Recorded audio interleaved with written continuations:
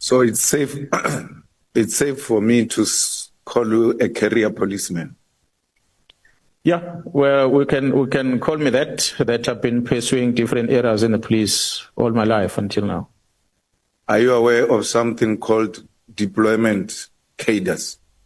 No, we don't do that in the police. We don't use the cadres names. No, I'm saying, are you aware of the policy of a deployment cadres? I always hear from the ruling party talking about deployment cadres. You are not a product of a deployment cadre policy. You are a career policeman.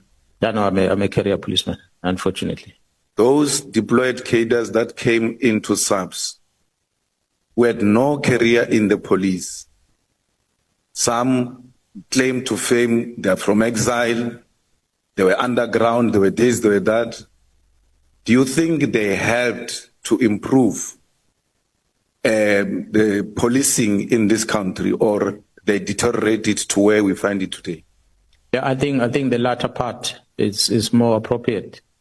I think with this amalgamation and the presence of people who did not grow up in the police, the first thing that I think created a problem was to undermine the discipline culture of the police. That we don't use that culture. The word comrade was introduced at the time, with the police officers, a constable started calling it a captain comrade, which was foreign to the police. So the moment they started addressing each other like that, it just made the situation worse. The situation became worse after the ANC Polokwane conference in 2007. Because while you were there in a conference, when the former deputy president, who became a president later, was fired, that's where we started seeing the real division. Because he gets fired, and the police that's supposed to protect the former deputy president at the time started not getting favors or support from their commanders in Pretoria. And the former president will travel with his members in an armored vehicle where the windows don't open in the 35 degrees heat, and the aircon won't be working. And they will be traveling London bread of KZN, and they'll be calling their commanders for a better vehicle, and they will be told that man is not a president. So he must drive in that heat. So the members started experiencing that. So the members within that space started getting conditioned into politics themselves, because then they favor this one who's now not treated bad. Fast forward to that, we then have a conference in Polokwane. The police management goes there, but they don't go there to police the African National Congress conference. They are going there to erect their own marquee tent on the side with alcohol and everything else to celebrate the victory that was coming.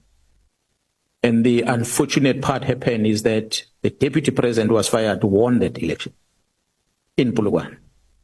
And the return of the leadership back to Pretoria changed everything in the police, because we started getting a recruitment to join political parties within the police premises in Pretoria, within the protection services in the main. The division of the police got affected the most is the PSS that protects the VIPs. The members were recruited to join COPE as a political party by police generals in the police premises. So that was just the beginning of the downfall of what followed thereafter.